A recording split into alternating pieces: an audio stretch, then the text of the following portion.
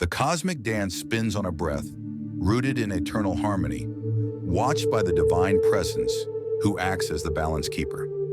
He is the weaver of realms and architect of fate, intervening as the mediator of change. When the path ends, he becomes the guide of the dead and judge of souls, ensuring that the protector of life safeguards the cycle. Welcome to the Deep Dive. Today we are jumping into some of the biggest questions there are. Creation, destruction, rebirth.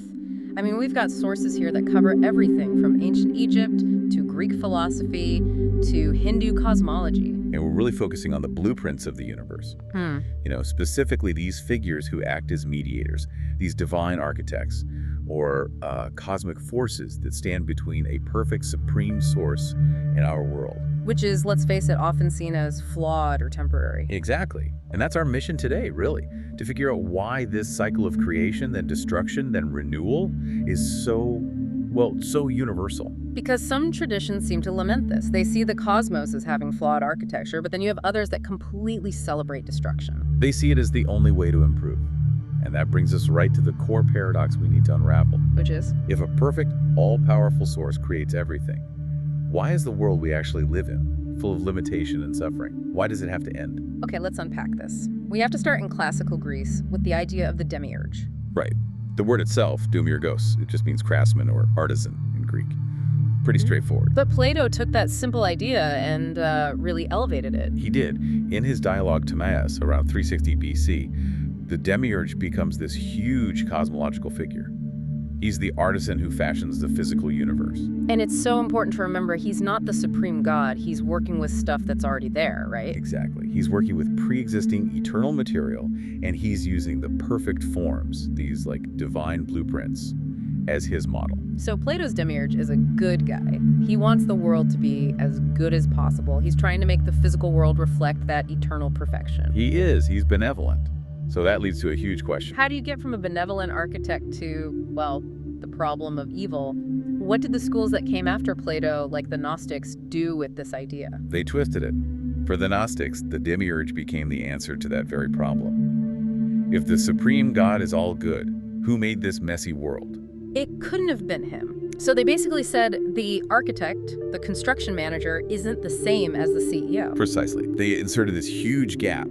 The demiurge is a lesser being, far, far away from the highest unknowable god in the pleroma, the realm of fullness and light. So he's working from a bad copy of the blueprints. A faint, flawed memory of them. And in some Gnostic views, he's just incompetent, foolish. He thinks he's the only god because he can't even perceive the true divine realm. But in other versions, it's darker than that. Much darker. In those, he's outright malicious. He's a jailer who deliberately traps our divine souls, these sparks of light inside material bodies, inside a prison. Wow. Okay, so incompetent versus malicious. That changes everything for humanity, doesn't it? It's the whole ball game. Because if the world is just a flawed imitation, your only hope is to escape it entirely, to reject the material world. And that idea was disruptive, to say the least. Oh, deeply. It really angered thinkers like Plotinus, the great Neoplatonist. He thought the Gnostics were being blasphemous. Why was he so defensive of Plato's original idea? Because for Plotinus, the cosmos was a beautiful, unified, continuous whole. The divine flowed perfectly from the one all the way down into matter. The Gnostics were creating this cosmic wall, this fissure between the spiritual and the material. They were saying the world is fundamentally bad. And Plotinus insisted it was fundamentally good. So you see the tension. Is the architect perfect, and the flaws are just part of the material? Or was there a fall, a mistake, and now we're stuck in a flawed creation we need to escape? It's fascinating. And while the West was wrestling with that, Eastern traditions just flipped the entire question on its head. That tension is the perfect bridge. We're moving from a philosophical architect who struggles with imperfections to a divine being who actively uses destruction as the tool for improvement. We're talking about Nataraja. Shiva as the lord of the dance. And this dance isn't just random chaos. It's the Tandava, the fierce, vigorous dance of destruction. But it's always balanced by the Lasha, the gentle dance of creation. Always. He destroys in order to create. He tears down the old so he can build something new. And the imagery, the iconography is just so rich. He's inside that ring of flames. The Prava Mandala. That fire is the whole cosmic cycle. It creates everything and it consumes everything. It's the beginning and the end, all at once. And under his foot, He's crushing a demon. The dwarf demon Apesmara, who is the symbol of spiritual ignorance. So the destruction is targeted. It's about destroying ignorance and worn-out ideas. And yet, through all of this wild, destructive energy, his face is completely calm. Serene. That's the tranquility of the Atma, the true self. It's the calm center that is undisturbed by the drama of the universe. It's the goal. So why does the cycle even exist? From the Hindi perspective, what's the point of all this creation and destruction? Well, one interpretation is that it's God's Leela, or divine play, an expression of Ananda, of bliss. Since Brahman is perfect and wants for nothing, this isn't about achieving a goal, it's just perfection expressing itself. Like breathing. Exactly like breathing. The universe is Vishnu breathing out, that's creation. And breathing in, that's destruction or absorption. I've also heard an interpretation that it's for us, that the souls get tired. That's the beautiful way to put it. The souls get weary of existence and need to rest. That's the cosmic night. A period of rest before the next day of Brahma begins. But here's the absolute key for me, the thing that solves that earlier philosophical problem. This cycle doesn't just loop. No, this is crucial. The sources say it spirals forward. So every time the universe is destroyed and reborn, it's evolving. It's seeking a better balanced form. The whole process refines itself over these vast timescales, these yugas.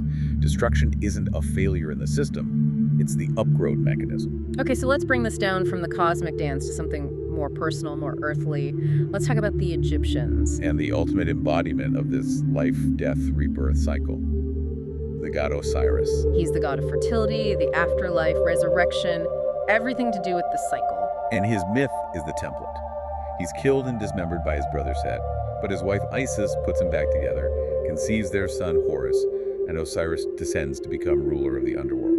And that story was the foundation of all hope for an afterlife in Egypt, wasn't it? Absolutely.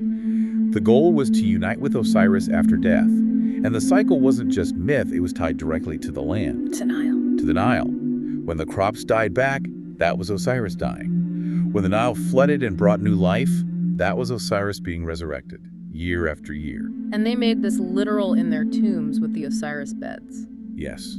These were mummy-shaped molds filled with soil and seeds. They put them in the tombs, like Tutankhamun's. So when the seeds sprouted in the darkness of the tomb, It was a direct physical promise, a guarantee. Just as the grain returns, so will the deceased. Resurrection was assured. and if you connect that to the bigger picture, all these cycles, cosmic, seasonal, they map directly onto our own psychological lives. It's the process of individuation, of inner growth. You have to constantly let old versions of yourself die so that new ones can be born. Which brings us to this fascinating idea about humanity's role in all this. Wow. Our job is the bridge between worlds. The philosopher Sayyiv Hossein Nasir lays out two paths for humanity, two ways of being, pontifical man and Promethean man. Okay, what's pontifical man? The term pontifex means bridge builder.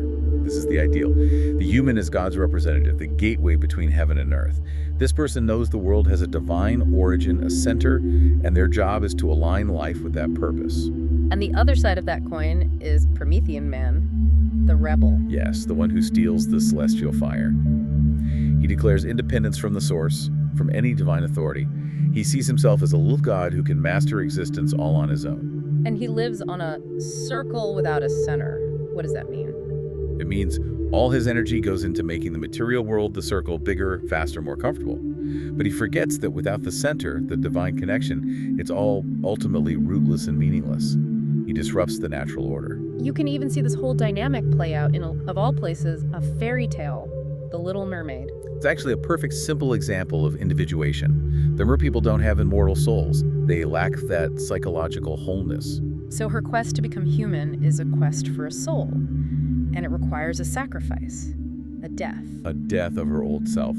She gives up her body, her voice, and then at the end, when she chooses not to kill the prince and instead dissolves into the sea, that's her rebirth. By sacrificing her own selfish desire, she's purified. Exactly, and she earns her immortal soul. She completes the journey, proving how necessary that painful cycle of death and rebirth really is for growth. It's incredible how this pattern is everywhere.